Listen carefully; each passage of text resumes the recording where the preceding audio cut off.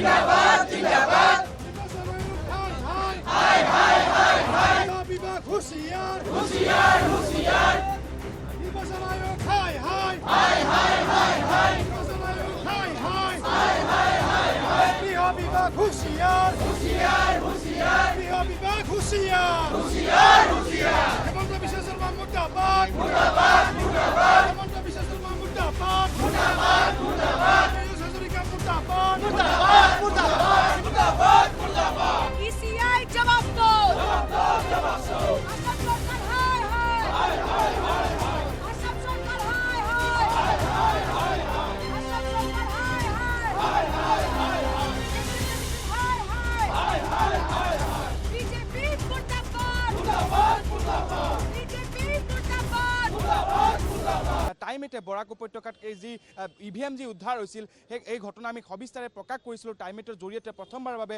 আৰু ইয়াৰ পাছতে দেখা গৈছিল যে সমগ্ৰ বৰাক উপত্যকাকে নহয় সমগ্ৰ অসমত বা ভাৰতবৰ্ষৰ ৰাজনীতিটো এক ধুমুহাৰ সৃষ্টি কৰিছিলে আন ৰাষ্ট্ৰীয় সংবাদ মাধ্যমতো বাতৰিৰ শিৰোনাম দখল কৰিছে যিগৰাকী কৃষ্ণেন্দু পালৰ যিগৰাকী পৰিয়ালৰ লোক আৰু সেইগৰাকী পৰিয়ালৰ লোকৰ বাহনতে উদ্ধাৰ হৈছিল ইভিএম দেখা গৈছিল এগৰাকী বৰ্তমানৰ বিজেপি নেতাৰ বাহনতে উদ্ধাৰ হৈছিল ইভিএম কি ক'ব নাই এই বিষয়ত আমি ইলেকশ্যন কমিশ্যনক আমি দোষাৰোপ কৰিছোঁ যে ইলেকশ্যন কমিশ্যনে পক্ষপাতিত্বমূলকভাৱে কাম কৰিছে তেওঁলোকে নিজৰ সাংবিধানিক দায়িত্ব পালন কৰা নাইকিয়া আৰু আজি গোটেই দেশবাসীৰ দৃষ্টি আকৰ্ষণ কৰিবৰ কাৰণে আমাৰ নিৰ্বাচনী ইমান ব্যস্ততাৰ মাজত আমাৰ কেম্পেইন চলি থকাৰ মাজতো আমি কংগ্ৰেছ কৰ্মীসকলে আজি এই প্ৰতিবাদ কৰিবলৈ আমি ওলাই আহিছোঁ এই কাৰণেই যে যি ধৰণে নিৰ্বাচন আয়োগে ব্যৱস্থা ল'ব লাগিছিল নাই লোৱা আজি কেৱল পীযূষ হাজৰিকাই এজন সাংবাদিকক প্ৰাণে মৰাৰ ভাবুকি দিয়াৰ পিছত আমি তেওঁৰ ওপৰত কমপ্লেইন দিছোঁ কমপ্লেইন দিয়াৰ পিছতো ইলেকশ্যন কমিশ্যনে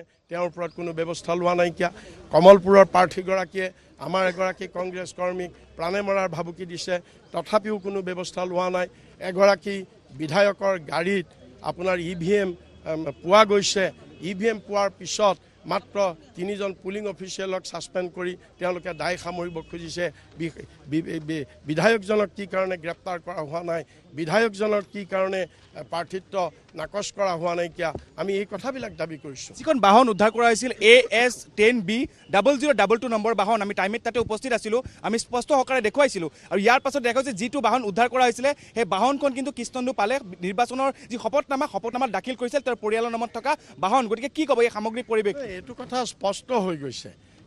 স্পষ্ট হৈ গৈছে যে তেওঁ যিখন এফিডেভিট দিছে এফিডেভিটত সেই গাড়ীখন তেওঁৰ গাড়ী তেওঁৰ পৰিয়ালৰ গাড়ী বুলি যেতিয়া তেওঁ ঘোষণা কৰাৰ পিছত এইটো স্পষ্ট হৈ গৈছে এইটো আৰু কোনেও লুকুৱাব নোৱাৰে যে ইয়াত বিধায়কজন জড়িত আছে ইয়াত কোনেও লুকুৱাব নোৱাৰে গতিকে সেইকাৰণে ইমান তথ্য থকাৰ পিছতো ইমান প্ৰমাণ থকাৰ পিছতো ইলেকশ্যন কমিশ্যনে বিধায়কজনৰ ওপৰত কোনো ব্যৱস্থা নোলোৱাৰ কাৰণে আমি এই প্ৰতিবাদ কৰিছোঁ মন্ত্ৰী হেমন্ত বিশ্ব শৰ্মাই মহিলা মেচিন হয় বুলি কৈছে মানে সন্তান জন্ম দিয়া মেচিন আৰু পীযূষ হাজৰিকাই কৈছে সাংবাদিকক চুচুৱাই আনি পেলাই মাৰিম এজনে কৈছে আছু নেতাক মাৰিম এজনে কৈছে বেংগলীক মাৰিম আজি কোনোবা কিবা মাৰপিট হিংসা অকল এইবোৰ কৰিব লৈছে বিজেপি দলৰ আজি হৈছে কি তেওঁলোকৰ আজি বিজেপি দলৰ নেতৃবৰ্গৰ হৈছে কি তেওঁলোকৰ আজি এহেকনি তাৰে 21 চনৰ যে নিৰ্বাচনত যেতিয়া পাব তাৰপিছত তেওঁলোকৰ কি হ'ব অৱস্থা এতিয়া তেওঁলোকে মানুহক কি হ'ল যে 21 চনৰ নিৰ্বাচন হৰাৰ পিছত কি হ'ব আজি গোটেইকেইটা পাগল হ'ব পাগল ফাটেকত ৰাখিব লাগিব এনে অৱস্থা অসমৰ আজি মূল্যবৃদ্ধি কৰি পেলাই জুৰুলা কৰাৰ পিছত আজি টোলগেটৰ ওপৰত টোলগেট বহাই পেলাই আজি জুৰুলা কৰাৰ পিছত মানুহক আজি গামোচা পিন্ধি আজি পেটত মাৰিবলৈ লগা এটা অৱস্থা কৰি পেলালে এই বিজেপি দলৰ নেতৃবৰ্গক আজি অসমৰ ৰাইজে একে আইকচনে এই নিৰ্বাচনত নিশ্চয় প্ৰত্যুত্তৰ দিব कैसे हो सकता है कि प्रिसाइडिंग ऑफिसर का गाड़ी खराब हो जाता है और पूरे डिस्ट्रिक्ट में उनको एक ही गाड़ी मिलता है बीजेपी के कैंडिडेट का और इलेक्शन कमीशन ने तो ऐसा फिक्शनल स्टोरी जैसे कोई अमर चित्र कथा वाली कहानी बना दी कि अफसर उनको मिला ही नहीं, छुप गया था, रात तक कोई जवाब नहीं, कोई एक्शन नहीं। बराक वैली 3टा जिला प्रशासन मिनिमम 3 থেকে 4,000 गाड़ी रिक्विजिशन किया है। 3 से 4,000 गाड़ी आपने रिक्विजिशन किया, आपके पास एक स्पेयर कार नहीं था, सिर्फ कृष्णेंदु पाल बीजेपी का ही कार था मशीन ले जाने के लिए। ये कौन विश्वास करेगा? ये इलेक्शन कमीशन मिली हुई है बीजेपी के साथ। One more very important thing is आपने ऑफिसर को सस्पेंड किया, आपने बीजेपी के कैंडिडेट कृष्णेंदु पाल के अगेंस्ट क्या एक्शन लिया बताइए election commission.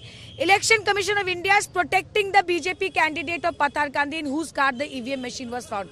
You suspend officers, what action have you taken against the candidate? No action. Why? अभी कांग्रेस का कोई होता तो उसको डिस्क्वालीफाई कर देती ECI. So ECI is bias and we have it is a vehement protest that there should be there should be action against the BJP candidate. Why not? What's the reply? What's the answer of ECI? Assam के 2 चरणों के चुनाव भी खत्म हुआ है, तो आपको क्या लगता है और भी कॉन्स्टिट्यूएंसी में ऐसा घटना हुआ था?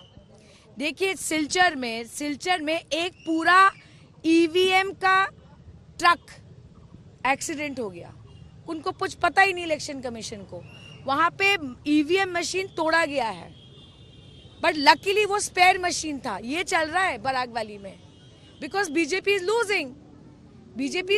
वो कोई भी मशीन तोड़ने को तैयार है कि किसी भी मशीन में उनका वोट नहीं है।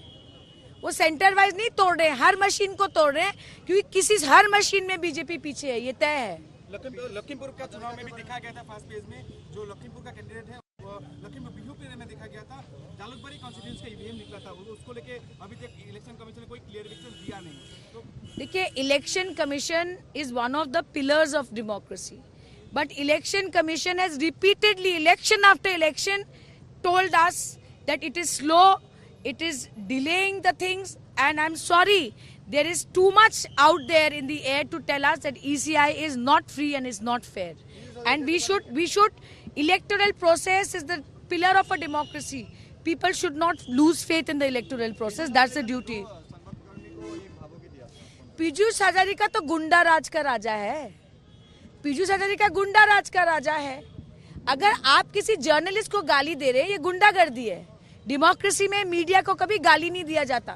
यही है India's democracy is about respecting pillar of democracy which is the media.